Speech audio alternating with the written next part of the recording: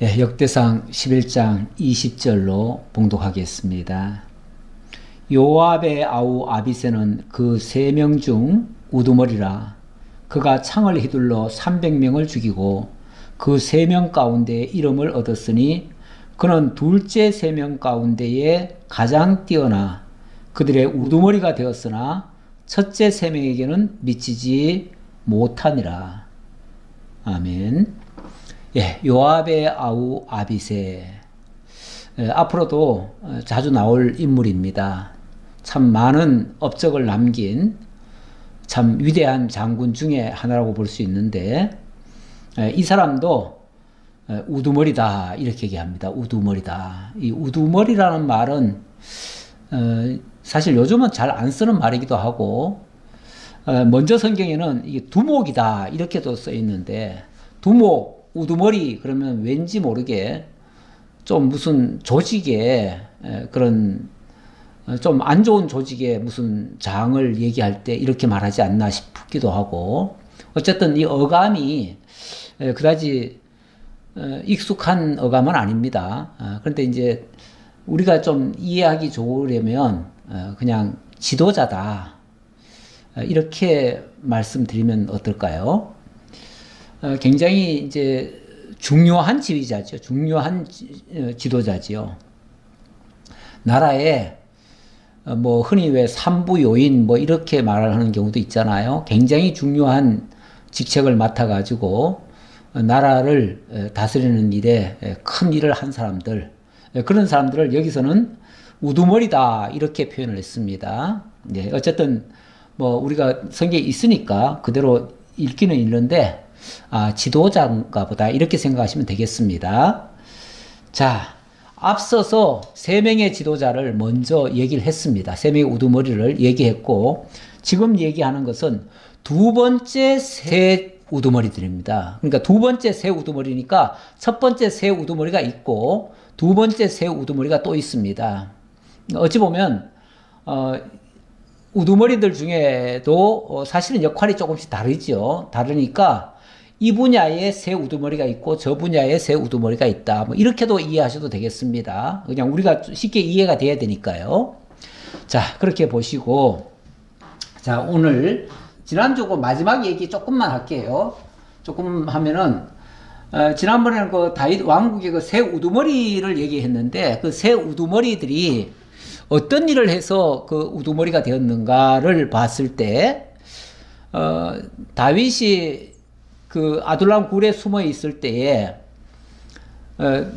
그 블레셋 사람들에게 에워싸임을 당했었습니다. 그런데 맨날 며칠 에워싸임 당하다가 목이 말라서 죽을 지경이에요. 그래서 우리 고향 땅에 가면 좋은 물이 있는데 그 물을 정말 한 잔 마시고 싶다 이렇게 혼잣말처럼 중얼거렸는데, 그 말을 들은 세 사람이 그 길로 베들레헴으로 뛰어들어갔습니다. 그런데 베들레헴에는 그 당시 블레셋이 점령을 하고 있었어요. 그래서 거기는 적진입니다. 적진까지 뛰어들어간 거예요. 그런데 그게 생명을 내걸고 간 거 아니겠어요? 근데 나중에 보니까 물을 가져왔는데 보니까 베들레헴에서 가져왔다는 거예요. 그 소리를 듣고 다윗이 이 물은 도저히 내가 마실 수가 없다. 이 물은 물이 아니라 너희들의 피다 하면서 내가 다시는 이런 일을 너희들에게 안 시키겠다. 사실 그것도 시킨 것도 아니에요. 근데 그 말을 한 거를 갖다가 마치 명령처럼 받아들여가지고 그것을 그렇게 순행한 거 아닙니까? 어찌 보면 이렇게 충성스럽게 한 모습이죠. 어찌 보면 지극히 작은 일입니다. 작은 일인데 그 작은 일에 충성한 사람이 마침내 다윗 왕국의 가장 큰 새 우두머리가 되었다. 그 말이에요. 그 말 끝에 제가 누가복음 16장을 하나 가져왔습니다. 누가복음에 보면 예수님이 이렇게 말씀하십니다. 지극히 작은 것에 충성된 자는 큰 것에도 충성되고 지극히 작은 것에 불의한 자는 큰 것에도 불의하니라. 너희가 만일 불의한 재물에도 충성하지 아니하면 누가 참된 것으로 너희에게 맡기겠느냐. 너희가 만일 남의 것에 충성하지 아니하면 누가 너희의 것을 너희에게 주겠느냐. 그렇죠. 뭐 물 한 잔 가져오는 거 어찌 보면 지극히 작은 일인데 거기에 충성하지 않는다면 어떻게 큰 일을 맡기겠느냐. 그렇죠. 처음부터 사람들에게 큰 일 맡기는 사람이 어디 있습니까? 먼저는 작은 일을 하게 해보고 그 작은 일을 잘 할 때에 또 큰 일도 맡기는 거죠. 어찌 보면 이 세상에서는 제일 낮은 차원이 뭐냐면은 여기 보니까 재물이라고 했네요. 너희가 만일 불의한 재물에도 충성하지 않으면 누가 참된 것으로 너에게 맡기겠느냐 그랬는데 우리 성경에서는 재물을 제일 낮은 급으로 봅니다. 제일 낮은 급으로 보는데 거기도 충성하지 못한다면은 무슨 큰일을 할 수 있겠느냐 이렇게 얘기를 합니다. 어찌 보면 우리는 뭐 이 물질을 때로는 하나님 앞에 드린다 하면은 이게 가장 큰 일 같기도 하지만은 사실 그거는 큰 일이 아니라 작은 일 중에 하나라는 거예요. 그런데 그 일도 하지 못한다면 무슨 큰 일을 할 수 있겠느냐 또 이런 차원이거든요. 그러니까 우리 하나님께서는 우리가 소중하게 여기고 가치 있게 여기는 것도 물론 충성을 해야 되겠지만 그거 아니더라도 우리가 하찮게 여기는 거라도 충성하는 자에게 하나님께서 큰 일도 하게 하신다. 이렇게 볼 수가 있습니다. 자, 그렇게 이해해 주시고요. 자, 20절 오늘 본문의 말씀인데 여기는 다윗의 용사 중에서 두 번째 우두머리가 되겠습니다. 그러니까 첫 번째 그룹, 두 번째 그룹.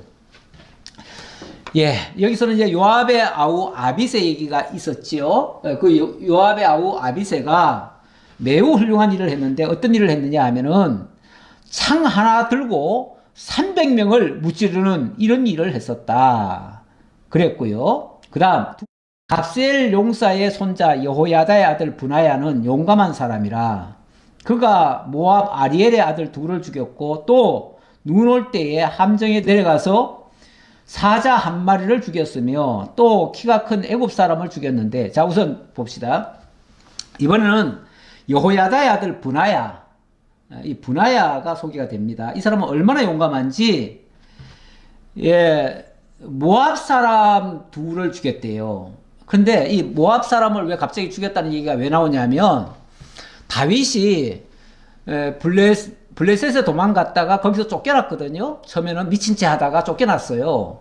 쫓겨났는데 쫓겨나가지고 어디로 갔냐면은 모압으로 갔어요. 근데 아마 모압에서 거기서 이제 이들을 해치려고 하는 사람을 제거한 것 같아요. 그렇게 제거했는데 무슨 뭐 무기를 가지고 제거한 게 아니고 그야말로 맨손으로 그들을 제거했다는 얘기예요. 뿐만 아니라 사자 한 마리가 있었는데 그 사자를 세상에 자기가 그것도 지금 맨손으로 죽였다는 말 같아요. 그 사자를 상대로 해서 싸워서 이겼다는 거죠. 이건 뭐 정말 참 대단한 괴력입니다.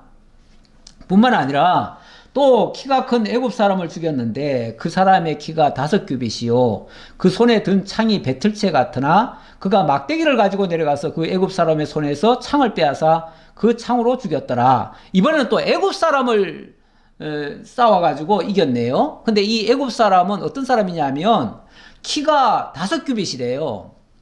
한 규빗이 45cm거든요. 그렇다면은 약 한 2m 25인가요? 2m 25 키가. 엄청난 키죠. 그렇게 큰 키의 소유자가 그 창을 마치 배틀채 같이, 배틀채가 이만하거든요. 이만한 배틀채 같은 그런 창을 가지고 휘둘렀었다는 거죠. 그런데 그런 사람을 상대로 해가지고 작은 막대기 하나 가져가가지고 그를 쳐 죽였어요. 근데 막대기로 어떻게 했는지 모르겠는데 다윗과 골리앗을 생각하면 될 것 같아요. 다윗과 골리앗도 똑같죠. 이렇게 대적이 골리앗이 그렇게 큰 사람이고 어마어마한 괴력을 지녔는데 다윗은 조그만 소년이었잖아요. 근데 물맷돌 5개 가지고 휙 돌려가지고 눈을 맞춰가지고 꼬꾸라진 사이에 그의 칼을 뽑아가지고 그를 찔러 죽였어요. 그 막대기로 뭐 막대기를 던졌는지 어쨌는지 좌우간 그 상대방을 일단 제압시켜 놓고 그리고 그의 창을 빼앗아서 그 애굽 사람의 손에서 창을 빼앗아서 그 창으로 그를 죽였대요. 제압을 했다고 말이에요. 엄청난 거죠. 여호야다의 아들 브나야가 이런 일을 행하였으므로 세 용사 중에 이름을 얻고 30명 중에서는 뛰어나나 첫째 세 사람에게는 미치지 못하니라. 다윗이 그를 세워 시위대장으로 삼았더라. 시위대장은 일종의 뭐 경호처장 정도라고 생각하면 될까요? 그 정도로 이해하시면 되겠습니다. 굉장히 요긴한 일을 맡겼다. 이렇게 용맹한 사람, 용감한 사람, 그런 사람이 다윗 곁에서 다윗을 든든하게 지켜줬다. 그런 뜻이죠. 자, 그 다음 26절입니다. 네. 제가 이제 그러기 가기 전에 고린도전서 4장 1절을 하나 가져왔는데, 우리 하나님이 우리에게 요구하시는 것도 뭐 대단한 큰 업적을 요구하시는 건 아닙니다. 그런데 아까도 얘기했듯이 작은 일에 충성하게 하고, 그리고 어떤 일을 맡았다면 그 일에 대해서 마음 변치 아니하고 어떤 상황이 되더라도 그 일을 수행하고자 하는 그런 충성, 그거를 하나님은 우리에게 맡기신다. 그 얘기예요. 여기 보니까 사람이 마땅히 우리를 그리스도의 일꾼이요 하나님의 비밀을 맡은 자로 여길지어다. 그리고 맡은 자들에게 구할 것은 충성이니라. 맡은 자들에게 다른 거 요구하시면 안 됩니다. 직임자들에게도 다른 거 요구하시면 안 됩니다. 오직 자기가 맡은 그 일에 최선을 다해 주십시오. 그러면 그걸로 만족하셔야 됩니다. 우리 성도님들이 목회자에 대한 기대도 많으시겠지요. 물론 목회자도 성도님들에게 대한 기대가 있고요. 그런데 무슨 많은 업적을 남기기를 원하고 많은 물질을 갖다 바치기를 원하고 뭐 어마어마하게 뭐 대단히 뭐 잘 섬겨주기를 바라고 이런다면은 그거는 빗나간 겁니다. 그건 빗나간 거고요. 어느 직을 맡았든 어느 역할을 맡았든 그 일에 정말 생명 걸고 그 일을 충성하는 것, 그거 이상은 하나님 바라지 않습니다. 그 얘기예요. 맡은 자들에게 구할 것은 충성이다. 그 한 가지 일, 자기 맡은 일, 그 일에만 최선을 다해달라 그 말이죠. 목회자는 어쨌든 뭐 하나님 말씀 전하는 자니까 하나님 말씀만 가감 없이 변함 없이 그대로 지켜서 전해주기를 바라셔야 된다는 거죠. 그 외에 다른 것을 요구하면 목회자는 그렇게 할 자신이 없습니다. 마찬가지로 성도님들 중에서도 그렇고요. 또 어느 직임을 맡으신 분들도 마찬가지입니다. 다른 거 많이 기대하지 마세요. 다른 거 많이 기대하지 마시고 각자 자기가 맡은 일, 그 일에 정말 충성스럽게 열심을 다하는 모습, 그걸 보여주는 것이 가장 하나님이 기뻐하실 일이 아닌가 그렇게 생각합니다. 많은 업적이 중요한 건 아닙니다. 자, 그 다음 26절로 47절에서는 군사 중에 큰 용사들 신분과 명단인데, 어찌 보면 지금까지 그 이제 3명의 우두머리들을 얘기했지만 3명, 6명을 얘기했죠. 6명을 얘기했지만 6명 말고도 많잖아요. 30인의 그런 장군들이 있어요. 30인의 장군들이 있고 그 외에도 또 많이 있습니다. 많이 있는데 다 열거는 못하겠고요. 일단 30인의 그 용사 이름을 좀 열거하려고 합니다. 자, 일단 26절 볼까요? 또 군사 중에 큰 용사는 요압의 아우 아사헬과 베들레헴 사람 도도의 아들 엘하난과, 요압의 아우 아사헬 유명한 사람이죠. 이 사람은 나중에 그 요압과 함께 전쟁터에 나가서 엄청난 승리를 거둔 사람입니다. 그 중에 하나고, 또 도도의 아들 엘하난 뭐 이런 사람도 있고요. 근데 여기 지금 30명을 다 읽었으면 좋겠는데 시간 관계상 조금만 줄일게요. 자, 31절 보겠습니다. 베냐민 자손에 속한 기브아 사람 리베의 아들 이데와 비라돈 사람 브나야와, 자, 이렇게 얘기를 하고요. 여기 베냐민 자손에 속한 기브아 사람이 있었다. 자, 베냐민은 누구죠? 베냐민은 사울가의 그 종족이에요. 사울가의 자손인데 사울가라고 할 수는 없지만 사울이 속해 있는 베냐민 지파에 속한 사람들이다 그 말이고, 여긴 또 기브아 사람이라고 했으니까 땅은 베냐민 자손들이 사는 땅이지만 거기에 있는 기브아 족속이란 얘기죠. 근데 그 기브아 족속이 일찍이 지난번에 보니까 사울에 의해서 표적이 돼가지고 엄청나게 많이 당했었죠. 학살을 당했었죠. 근데 그들 중에서 아마도 다윗에게로 이렇게 넘어온 사람들이 있었던 것 같아요. 그 다음에는 저 37절로 내려가 봅시다. 거기 보니까 갈멜 사람 헤스로와 에스베의 아들 나아레와 그리고 또 39절에 보니까 암몬 사람 셀렉과 스루의 아들 요압의 무기 잡은 자 베롯 사람 나아레와 그 다음에 41절에는 헷 사람 우리아와 이렇게 좀 얘기하는데요. 자, 이런 사람들도 많이 협력을 했다. 어찌 보면 다윗이 여러 피난 생활을 했잖아요. 그 피난 생활을 하면서 중간중간이 피난 생활을 하면서 돕는 손길들이 있었습니다. 협력한 사람들이 있었어요. 그런 사람들이 나중에 다윗이 왕이 되니까 자연스럽게 같이 합류를 한 겁니다. 그렇게 해서 그들이 초대 그 유다 왕국에서 큰 역할들을 하게 된 거예요. 그 장면을 조금 여기에 지금 지도를 하나 가져왔는데요. 지도라고 하기보다도 이 다윗의 여정이라고 해야겠죠. 다윗이 제일 처음에 보면 원래 이게 예루살렘 밑에 여기 베들레헴 여기서 살았잖아요. 여기서 기름 부음 받고 예루살렘 쪽에서 사고 여기서 이제 사울 왕가에서 사울 왕국에서 좀 활동을 좀 했지요. 그러다가 사울에게 쫓기면서 기브아로 도망갔다가 라마로 도망갔다가 놉 땅에 가서 놉 제사장에게 그 양식 얻어먹었다가 그 놉 제사장이 다 죽는 바람에 아이쿠 무섭다 해가지고 아예 이 땅에서 못 살겠다 해가지고 가드 이 블레셋 땅으로 도망을 갔었잖아요. 도망을 갔다가 그 다음에 여기서 추방을 당했어요. 추방을 당해가지고 아둘람 굴에 가서 숨었다가 아둘람 굴도 안전하지 않아가지고 이 모압 땅으로 갑니다. 모압 땅으로 갔다가 모압 땅에서 여기서도 또 아까 뭐 모압에서 또 사람 죽였다는 얘기가 나오는데 거기서도 충돌이 있었다는 얘기죠.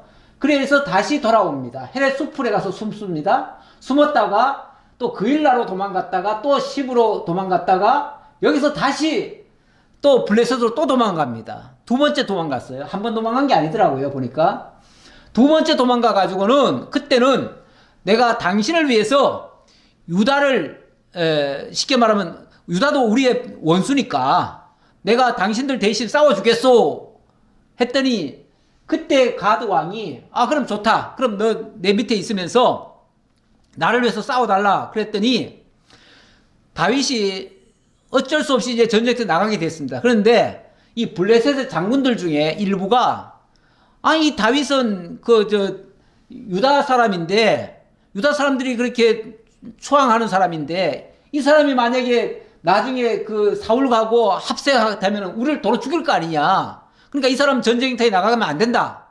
그래가지고 전쟁터를 못 나가게 했어요. 그러는 바람에 이 다윗이 그걸 핑계로 그러면은 저는 이 왕도에서 안 살겠습니다. 저한테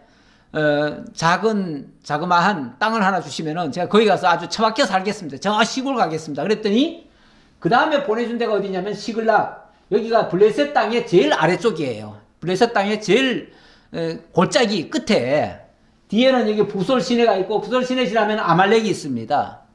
여기 경계선쯤에 갖다 놨어요. 갖다 놓고 너 거기서 나를 위해서 좀 싸워달라.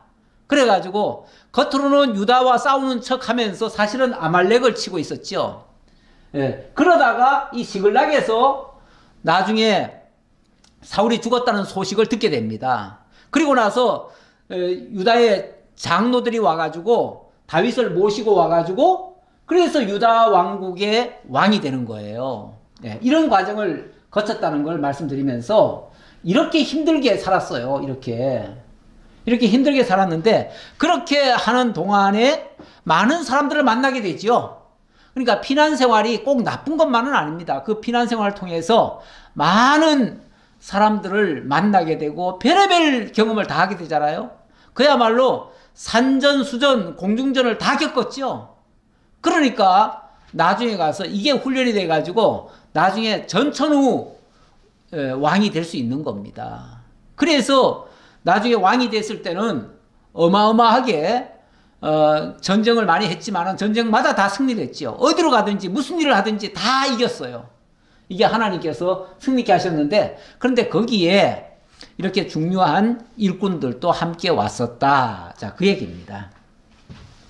이렇게 해가지고 많은 사람들이 왔고요. 또 42절에 보니까 루벤 자손 시사의 아들 이런 얘기 쭉 그냥 이어갑시다. 이렇게 해서 47절까지 이 많은 사람들의 이름이 쭉 열거됐는데 제가 시간 관계상 말씀을 생략했지만은 그러나 사실은 이거 다 읽어드리는 게 맞기는 맞습니다. 이 성경에 어떤 사람의 이름이 중요한 역할을 하면서 기록됐다는 거, 이거는 정말 귀한 일입니다. 우리 주님께서 이런 말씀 하신 적이 있지요. 귀신들이 너희에게 항복하는 것으로 기뻐하지 말고 너희 이름이 하늘에 기록된 것으로 기뻐하라. 이렇게 말씀하셨어요. 우리 이름이 하나님의 나라에, 하나님의 생명책에 기록된 것만으로도 기쁩니다. 우리 하나님이 내 이름 불러만 줘도 기쁜 거 아니겠어요? 그런 것처럼, 그래서 또 빌립보서에도 이거는 사도 바울이 한 말인데, 참으로 나와 함께 멍에를 같이 한 내게 구하노니 복음에 나와 함께 힘쓰던 저 여인들을 돕고 또한 클레멘트와 그 외에 나의 동직자를 도우라. 그 이름들이 생명책에 있느니라. 생명책에 내 이름이 기록되어 있다. 그걸 하나님이 날 불러주신다. 얼마나 영광스러운 일입니까? 이 다윗 왕국에 이름이 기록됐다고 하는 것은 우리가 기억하고 불러줘야 될 이름입니다.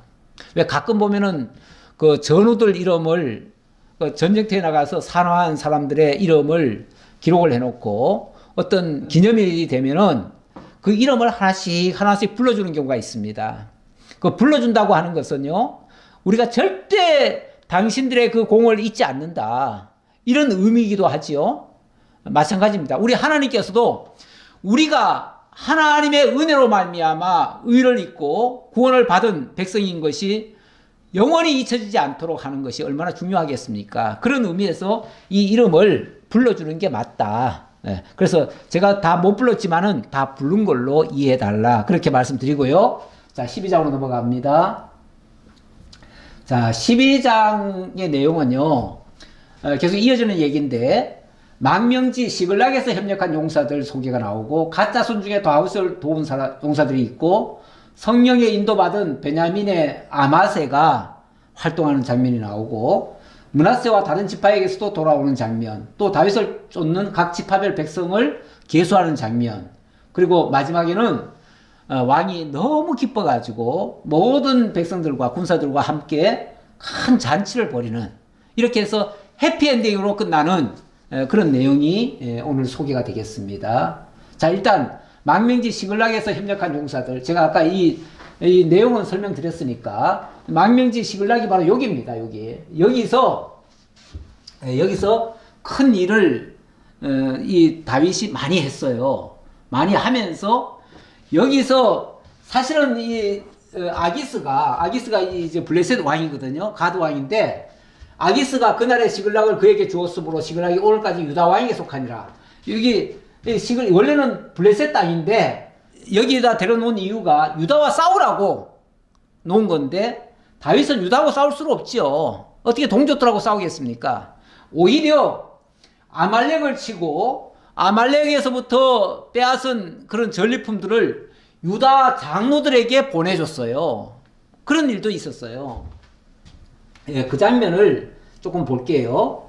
30장 1절에 보니까 다윗과, 이건 사무엘상입니다. 다윗과 그의 사람들이 사흘 만에 시글락 땅에 이를 때 아말렉 사람들이 이미 네겝과 시글락을 침노하였는데 그들이 시글락을 쳐서 불사르고, 이 얘기가 나옵니다. 이게 무슨 소리냐면, 다윗이 시글락에 있으면서 다른 데를 쳤는데 이 아말렉 사람들이 와가지고는 이 시글락에 막 불을 질러 버렸어요. 그래서 시글락 쉽게 말하면 그 도성을 다 불태워버렸어요. 그리고 다윗의 그 처자들 있잖아요. 거기 이제 식구들 있잖아요. 그 용사들의 식구들도 있고, 그때 한 600여 명이 있었거든요.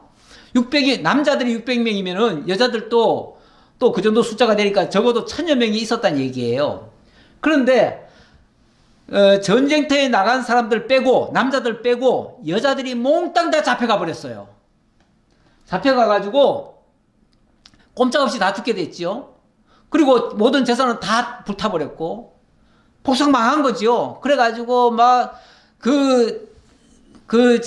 함께 전직대 나갔던 사람들이 와서 막 통곡을 하면서 이게 다윗 때문이라고 그러면서 다윗한테 막 대들고 그랬어요. 그런 적이 있었어요. 그런데 다윗이 그때 힘을 내가지고 이들을 뒤쫓아갑니다. 뒤쫓아가서 3일길인가 가다가 이들을 만납니다. 만나가지고 백성들을 다 찾아오고요. 부녀들을 다 찾아옵니다. 찾아오고 뿐만 아니라 아말렉이 여러 지역을 가면서 다 침략을 했거든요. 침략을 해서 뭐 엄청난 노량물을 가졌는데 그것들 다 빼앗아 왔습니다. 그래가지고 오히려 이전에 잃었던 것보다도 몇 갑절에 보상을 받은 겁니다. 그 보상받은 걸로 유다 장로들에게 선물을 했어요. 선물을 하니까 유다 장로들 입장에서는 다윗이 저 망명을 가지고 가서도 우리를 돕는구나. 그 진심이 통한 겁니다. 그 진심이 통해가지고 나중에 사울 왕이 죽고 나니까 그 장로들이 다 다윗에게 몰려온 거예요. 와가지고 다윗님, 다윗 장군님, 우리를 위해서 왕이 되어 주십시오. 이렇게 나오는 거죠. 뭐 요즘 세상의 권력자들은 스스로 자기가 뭐 권력을 잡겠다고 싸우잖아요. 그런데 그러기 위해서 막 남도 죽이고 막 이렇게 하는데 이 다윗은 자기 스스로 왕이 되겠다고 한 적이 없어요. 그런데 모든 사람이 몰려와 가지고 왕이 돼야 합니다. 우리를 위하여 왕이 되어 주십시오. 이렇게 하는 거죠. 그만큼 다윗이 유다 그 장로들에게 신임을 얻은 겁니다. 유다 방백들에게 신임을 얻은 거예요. 그래서 이 얘기가 나오죠. 26절에 보니까 다윗이 시글락에 이르러 전리품을 그의 친구 유다 장로들에게 보내어 이르되 보라 여호와의 원수에게서 탈취한 것을 너에게 선사하노라 하고 선사하노라 선물로 줬다고 말이죠. 선물로 그렇게 줘서 이렇게 좋은 결과가 만들어졌습니다. 자, 그래 놓고 8절입니다. 제가 안 읽었나요? 예. 12장 1절로부터 안 읽었군요, 제가. 그걸 좀 읽고 말씀드려야 되는데 다윗이 기스의 아들 사울로 말미암아 시글락에 숨어 있을 때에 그에게 와서 싸움을 도운 용사 중에 든 자가 있었으니 그들은 활을 가지며 좌우 손을 놀려 물매도 던지며 화살도 쏘는 자요 베냐민 지파 사울의 동족인데 그 이름은 이러하니라. 자, 이게 참 놀라운 일이죠. 다윗이 여기 시글락에 가서 지금 망명지에 있을 때에 그때에 사울의 그 동족인 사람들이 많이 다윗에게로 왔었다. 그 얘기예요. 이거 참 놀랍지 않나요? 아니, 이 사울과 하고 가까이 같은 베냐민 종족인데 쉽게 말하면 같은 지역 사람들이고 같은 종씨고 쉽게 말하면 학연, 지연, 혈연, 학연, 지연이죠. 이것들이 다 같은 문화권에 살았던 사람 아닙니까? 그러니까 당연히 마음이 사울에게로 가야 되는데 여기 다윗에게 온 사람들은 한마디로 말해서 정의파입니다. 아무리 사울과 같은 종족이라 해도 아닌 건 아닌 거죠. 아닌 거에 협력할 수는 없죠. 불의를 보고 그것에 같이 동의할 수는 없지요. 그러니까 거기서 더 이상 사울에게는 헌신하지 않겠다 하면서 다윗에게로 넘어온 거죠. 예. 이런 사람들이 또 다윗 입장에서는 얼마나 또 귀한 사람들입니까? 그 우두머리는 아히에셀이요 다음은 요아스이니 기브아 사람 스미아의 두 아들이요 또 아스마옅의 아들 여시엘과 벨렉과 또 브라가와 아나돗 사람 예후와 기브온 사람 30명 중에 용사요. 여기 기브온 사람 얘기하네요. 이 아까도 얘기했듯이 기브온은 이 사울 왕가로부터 핍박을 받은 사람들이에요. 그러니까 같이 한 지역에 살았어요. 한 지역에 살면서 이 사울에게 쉽게 말하면 미움을 받고 사울이 국정을 만회하려고 그러니까 잃어버린 자기 인기를 만회해 보려고 나는 유다와 이스라엘을 위해서 저 이민족들은 다 내쫓아버린다 해가지고 그 기브온 족속들을 내쫓든지 아니면 죽여버리든지 이렇게 했던 거예요. 그런데 그들 중에서도 일부가 다윗에게로 도망을 온 셈이죠.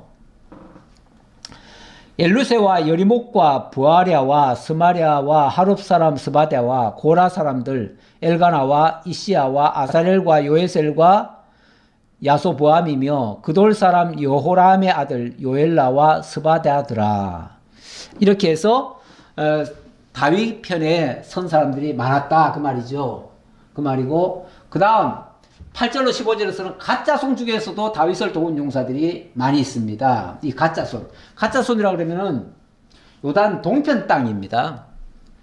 요단 동편 땅의 가짜손, 이들도 다윗과 협력을 했다. 그런데 이게 또 좀 의미가 있는 것은 이 다윗이 이제 유다의 왕이 됐잖아요. 유다의 왕이 됐는데 북이스라엘 쪽 지역은요, 여전히 사울 왕가가 아직은 살아 있었습니다. 왜 그러냐면 지난번에 그 사울의 그 아들들이 다 죽었다고 그랬지만은 사실은 하나가 살아 있었어요. 누가 살아 있었냐면은 넷째 아들이 살아 있었어요. 넷째 아들. 그러니까 셋은 전쟁터에 나갔다 다 죽고 넷째는 전쟁터를 안 나갔었나 봐요. 그래서 그가 살아 있었는데 그 신하들 중에 허수아비라도 당신이 왕이 돼야 우리의 기득권을 지킬 수 있다 해가지고 자기네 기득권 지키려고 그 허수아비 왕을 세워놓고 마음대로 그 왕을 주물렀어요. 아주 못된 짓도 다 했지요.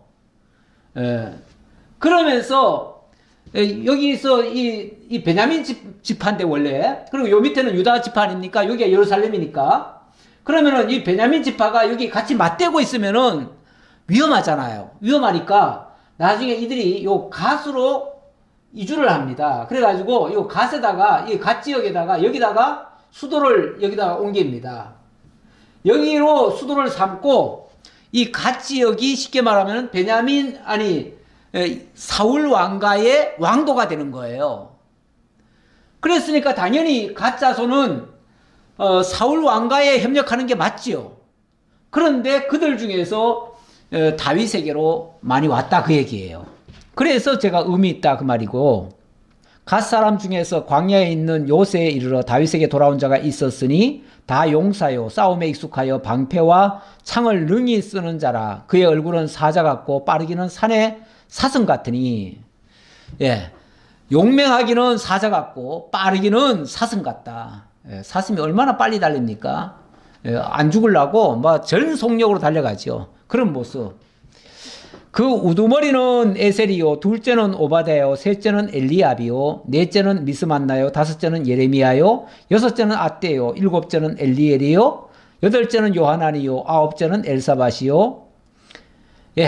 계속해서 그 이름들이 열거되고 있네요. 여기서도 굉장히 유명인들이 있었던 거죠. 그리고 13절, 열째는 예레미야요, 열한째는 막반네라. 이 가짜손이 군대 지휘관이 되어 그 작은 자는 백부장이요, 그 큰 자는 천부장이더니 정월에 요단 강물이 모든 언덕에 넘칠 때 이 무리가 강물을 건너서 골짜기에 있는 모든 자에게 동서로 도망하게 하였더라.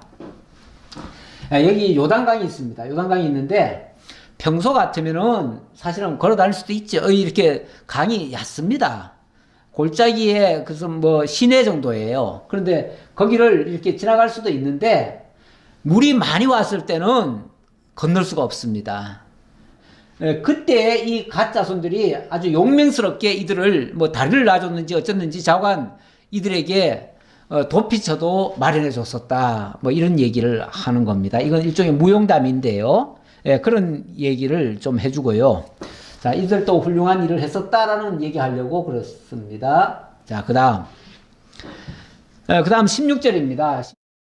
자, 16절로 18절. 성령의 인도받은 베냐민의 아마사, 이 얘기를 잠깐 하려고 합니다. 자, 16절입니다. 베냐민과 유다 자손 중에서 요새에 이르러 다윗에게 나오매. 자, 베냐민 자손 중에서도 다윗에게 나온 사람이 있었다 그 말이죠. 다윗이 나가 맞아 그들에게 말하여 이르되 만일 너희가 평화로이 내게 와서 나를 돕고자 하면 내 마음이 너희 마음과 하나가 되려니와 만일 너희가 나를 속여 내 대적에게 넘기고자 하면 내 손에 불의함이 없으니 우리 조상들의 하나님이 감찰하시고 책망하시기를 원하노라 하매. 이게 무슨 소리냐면 베냐민 자손 중에서 자, 이게 밑에가 유다고요. 자, 여기가 지금 이스라엘입니다. 이스라엘인데 자, 여기에 있던 베냐민 자손들이 여기 살고 있습니다. 여기 살고 있는데 그들 중에 아마세라고 하는 사람이 왔어요. 왔는데 다윗이 일단은 그들이 온다는 말을 듣고 그들을 반갑게 맞이합니다. 맞이하면서 하는 말이 너희들이 정말 좋은 뜻으로 나와 협력하기 위해서 왔다면은 당연히 받고 너희들과 함께 하겠다. 하지만 너희들이 만약의 경우 땀만 먹고 나를 사로잡아 가지고 저 사울에게 바치기 위해서 왔다면 혹시 그럴 수도 있죠. 왜 그러냐면 사울과 같은 베냐민 자손이니까요. 그래서 혹시 그런 생각이 있다면 내가 너희들을 보복하겠다 이런 차원이 얘기하는 게 아니라 내가 너희들을 가만 안 두겠다 이렇게 말하는 게 아니라 내가 하나님 앞에서 불의함이 없으니 이렇게 얘기합니다. 내 손에 불의함이 없으니 우리 조상들의 하나님이 감찰하시고 책망하시기를 원하노라. 만약에 너희들이 잘못된 생각 또는 악한 생각으로 왔다면 그거는 하나님께 내가 맡기겠다. 하나님께 거기에 대해서는 하나님이 응징하도록 하겠다. 그 말이죠. 예. 다시 말하면 너희들이 혹시 나쁜 생각을 갖더라도 내가 너희를 응징하지는 않겠다. 내가 너희를 보복하지는 않겠다. 그 말입니다. 참 이 다윗의 이런 마음 굉장히 귀한 마음입니다. 다윗은요. 나중에 보면 자기를 직접 대적하고 막 죽이려 하고 뭐 시므이 같은 경우는 막 뒤따라오면서 계속 욕을 해제키고 막 먼지를 뿌리고 막 이런 사람도 있었거든요. 조롱하고 저주하고 하는 사람. 그런데 이 다윗은 그를 직접 자기가 보복하지 않습니다. 보복하지 않아요. 그리고 하나님께 맡깁니다. 그리고 한 번씩은 또 기회도 줘요. 다시 말하면 회개할 기회를 줘요. 근데 만약에 회개하지 않는다면 너는 처벌받을 수 있다라는 것을 경고 삼아 알려주죠. 그리고 나중에 보면은 그들이 잘못돼 가지고 결국은 응징을 받게 되는데 하나님께로부터 하나님의 보복을 받게 되는 거죠. 우리 하나님이 그렇게 말씀하신 적이 있어요. 원수 갚는 것은 내게 있으니 내가 갚으리라. 그러니까 너희들은 원수 갚을 생각하지 마. 그렇습니다. 우리가 세상에서 살다 보면 때때로 억울한 소리도 들을 수 있고요. 정말 남이 남한테 미움받을 수도 있고요. 그래서 한이 맺힐 수도 있고 그렇습니다. 그런데 이거를 자칫하면 우리가 원수 갚아야지, 보복해야지. 지금은 내가 힘이 없지만 내가 힘을 조금 얻으면 그때는 내가 반드시 복수할 거야. 그러면서 일을 갑니다. 그리고 미워합니다. 죽이려 듭니다. 그런데 그렇게 만약에 한다면요. 나는 그에게 보복을 한 게 아니고요. 그 사람보다 더 나쁜 죄를 짓는 겁니다. 그 사람이 한 가지 잘못했는데 내가 10배로 갚아줄 거야. 그러면 10배 악한 일을 하는 겁니다. 그렇지 않겠어요? 악으로 악을 갚으면은 그게 정당한 게 아니고요. 나중에 그 악이 악을 피가 피를 디데이는 역사가 일어나요. 다시 말하면 그쪽에서 또 당한 만큼 내가 예를 들어서 하나 받고 10개를 복수를 했다고 칩시다. 그러면 그쪽에서는 10개 받고 100개를 복수할 겁니다. 이렇게 되면 100개는 또 1000개를 또 복수할 거고요. 이러면 악이 악을 디데이는 거예요.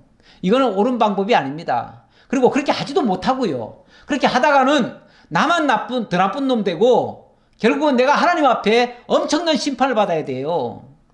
그러니까 하나님이 절대 너희들이 원수 갚을 생각하지 말아라. 원수 갚는 것은 내게 있으니 내가 갚으리라. 다시 말하면 나한테 얘기해. 나한테 내가 다 갚아줄게.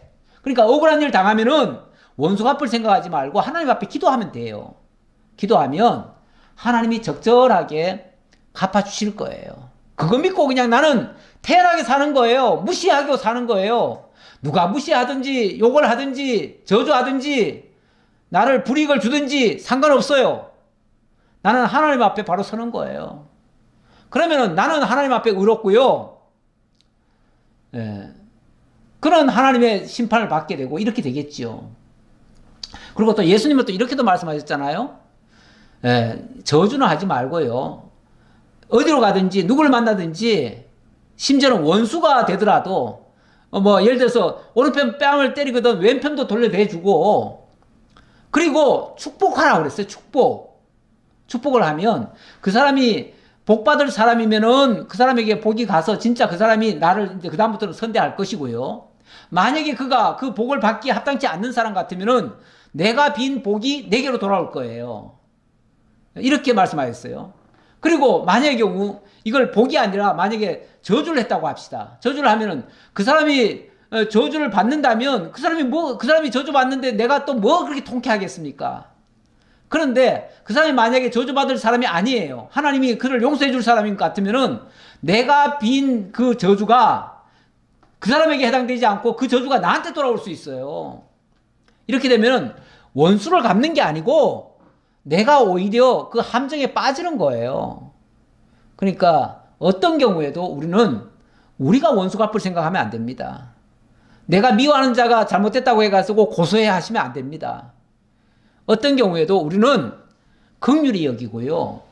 차라리 하나님께 기도하고 정 억울하면 하나님께 기도하고 그리고 그에게 긍휼을 주시는 게 좋아요.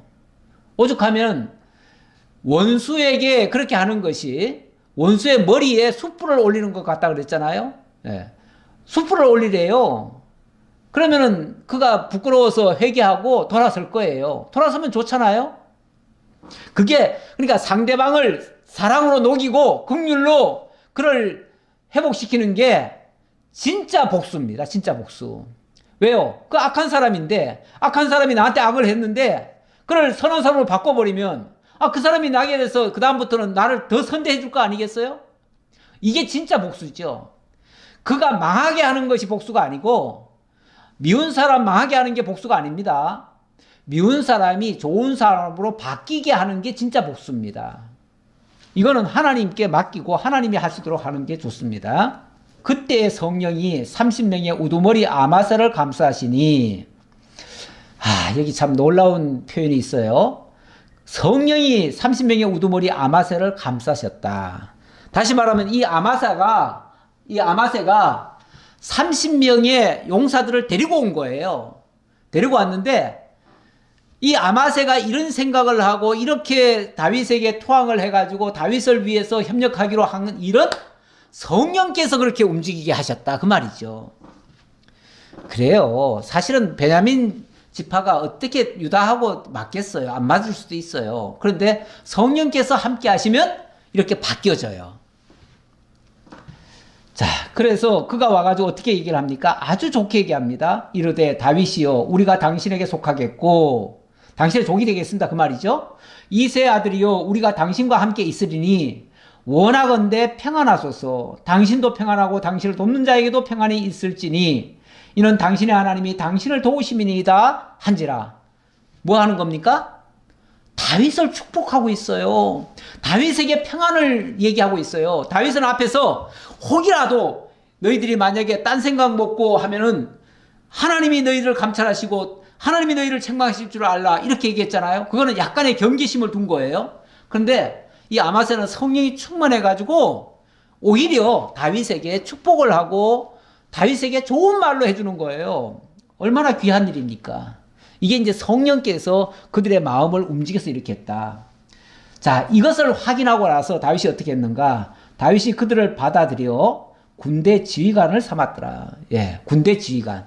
군대라고 하는 것은 적들과 싸우는 건데 만약에 그제까지 예를 들어서 사울 왕가 쪽에 있었던 사람이라면은 그러면 사울을 위해서 싸울 수도 있잖아요. 그런 사람한테 군권을 함부로 못 주죠. 못 주는데 정말 그렇게 하는 모습이 진짜 성령에 충만해서 하는 모습인 것을 알고는 그에게 군 지휘권을 주었다 그 말이에요.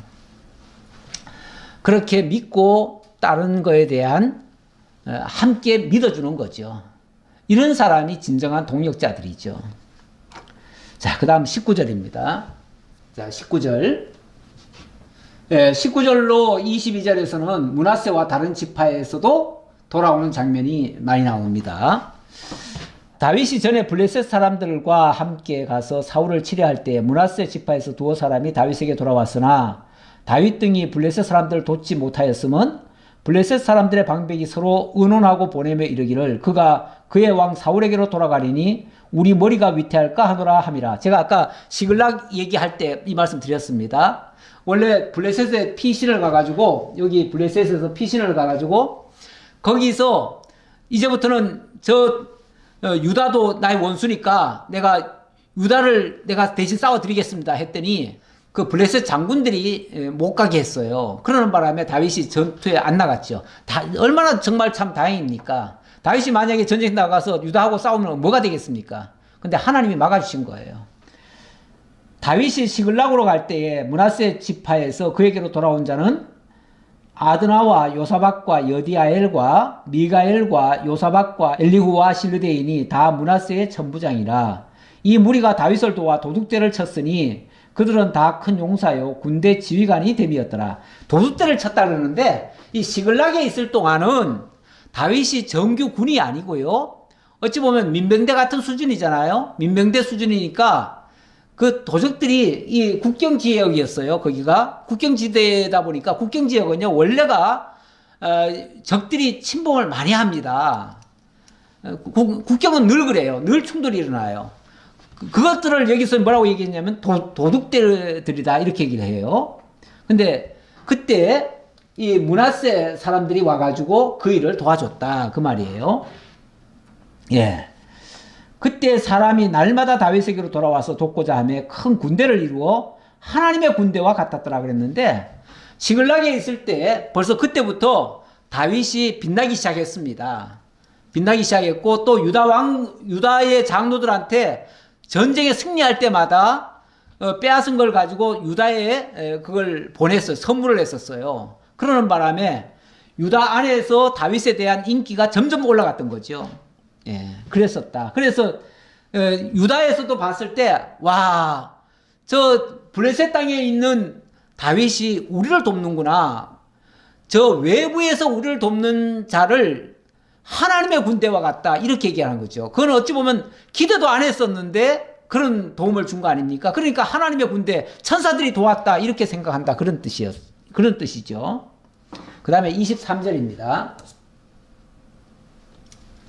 예, 23절로 37절에서는 다윗을 쫓는 각 지파별 이야기가 나옵니다.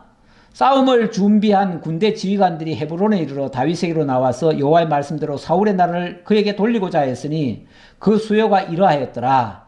자, 이제 드디어 북쪽의 사울 왕가와 남쪽의 다윗 왕국이 정면 충돌이 일어났는데 일어날 때쯤 됐을 때는요 이미 그 사울 왕가의 사람들이 많이 돌아왔습니다.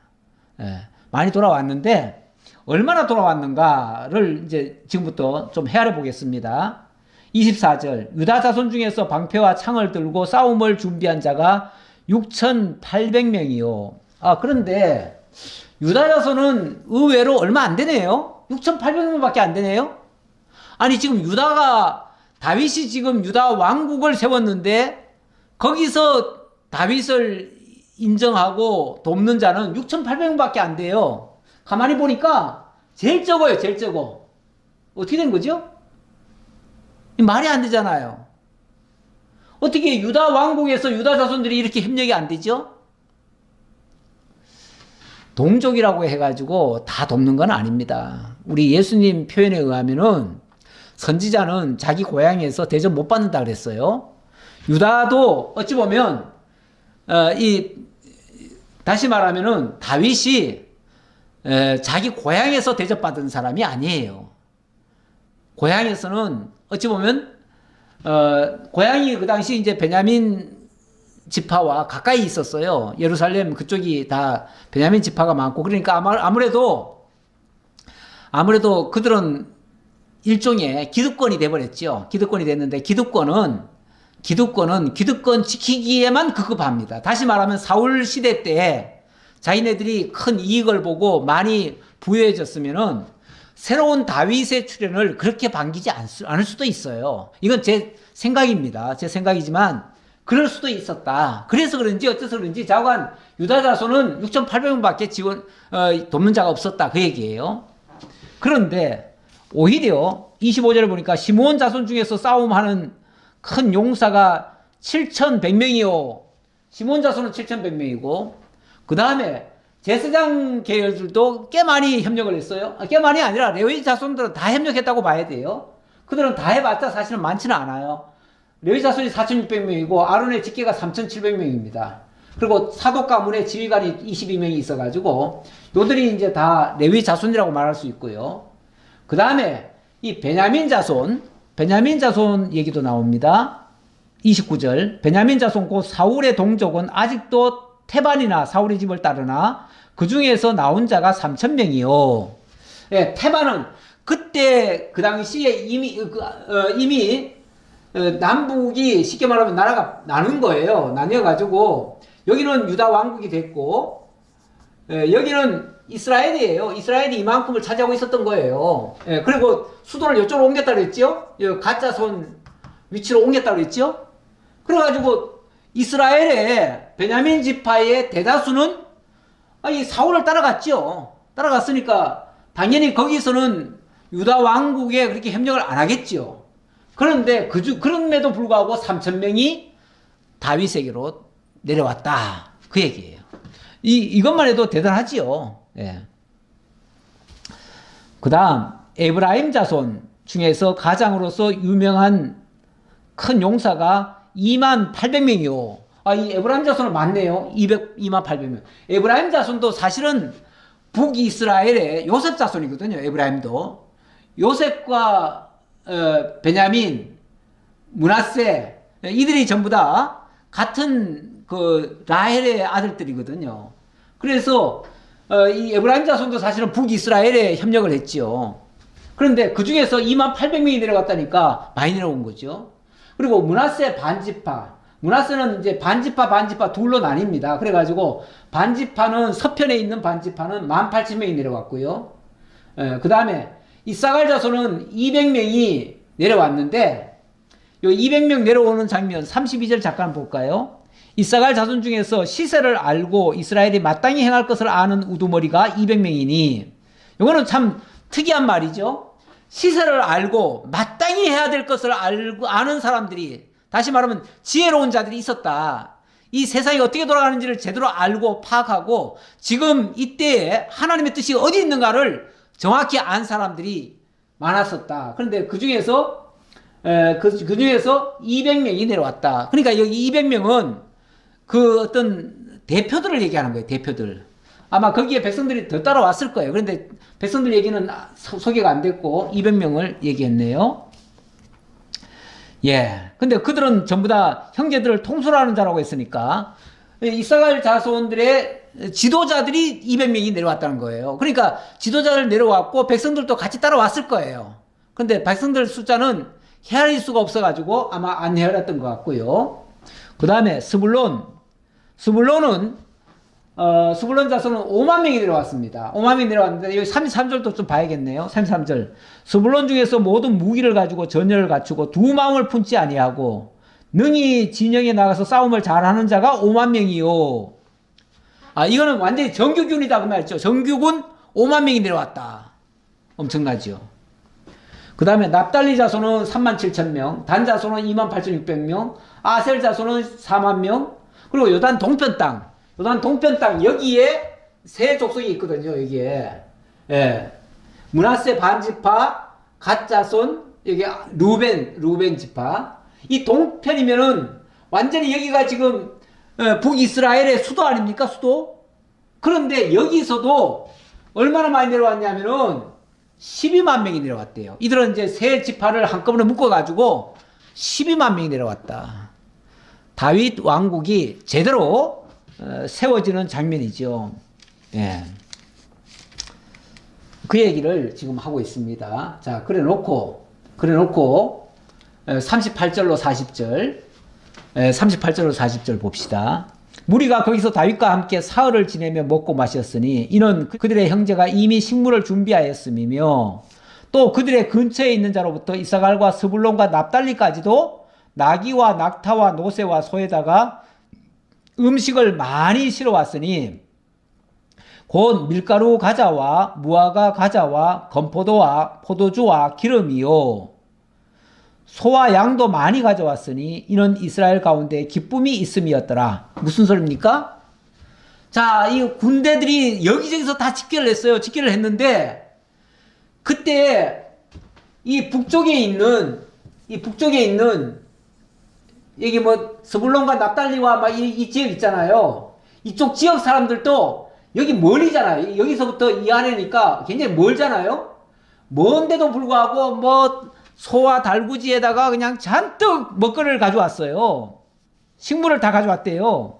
가까이 있는 사람들만 가져온 게 아니라 멀리 있는 사람들도 소와 노새에다가 싣고 낙타에다까지 싣고 잔뜩 가져왔대요.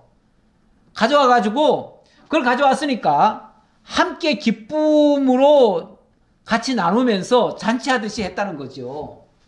예. 이게 뭐 누가 시켜서 한 겁니까?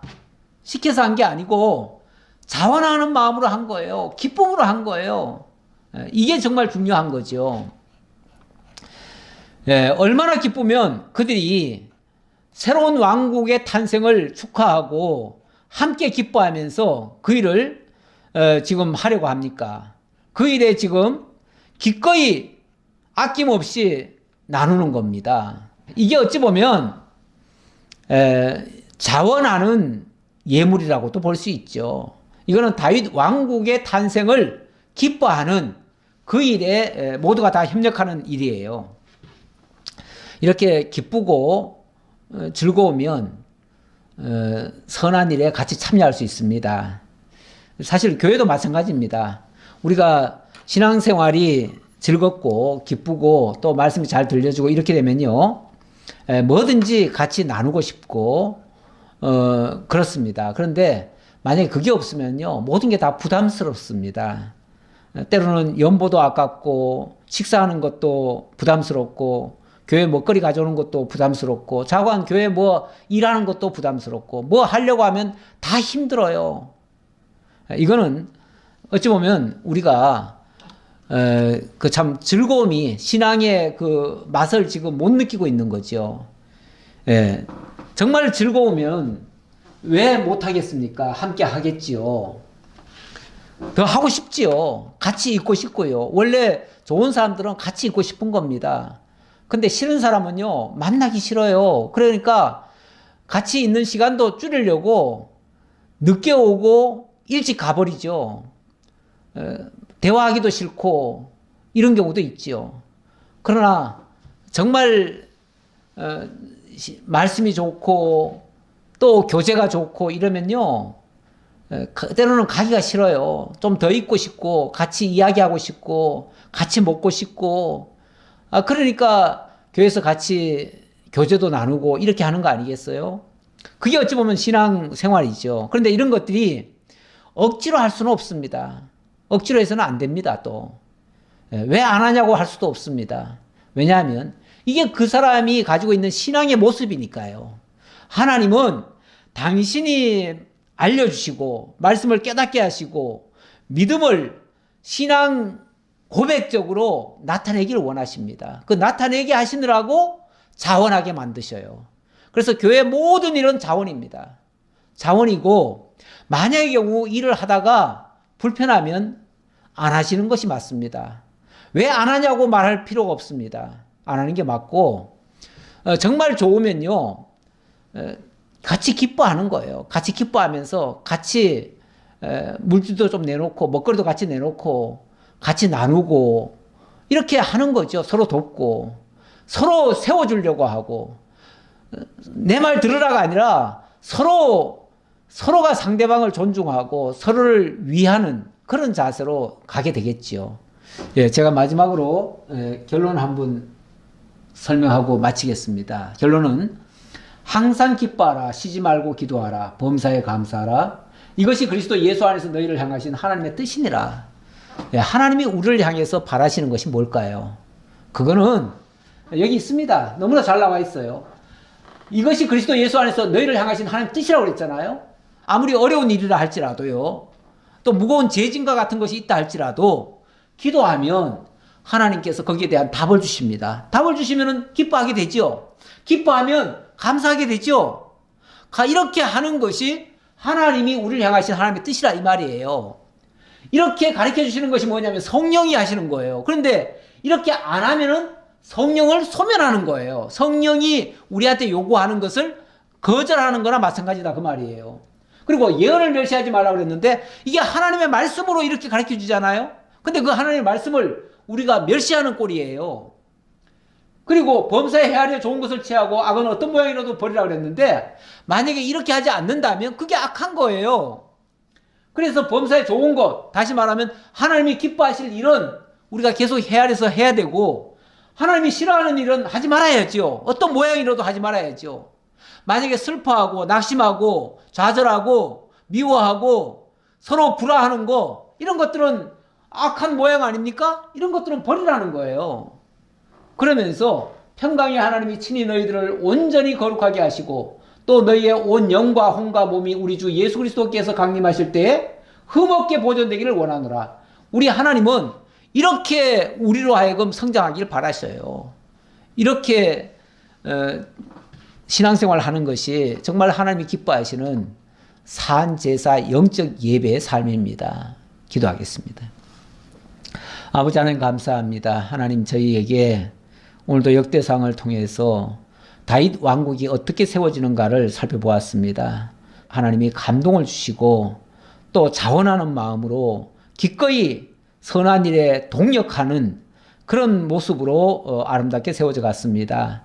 하나님이 우리를 구별하시고 또 하나님의 사람으로 하나님의 종으로 세워주신 것은 항상 기뻐하고 쉬지 말고 기도하며 범사에 감사하는 이런 신앙생활, 이런 성령의 가르침을 따르고 악한 모양은 다 버림으로써 정말 하나님 나라에 가는 때까지 저희들이 거룩하고 의로운 삶을 살아가게 하시려는 하나님의 원대한 계획 속에서 이루어지는 일인 줄 믿습니다. 이런 일들이 저희 삶에서 이루어지게 하옵소서. 모든 걸 감사드렸고 예수님 이름으로 기도하옵나이다. 아멘.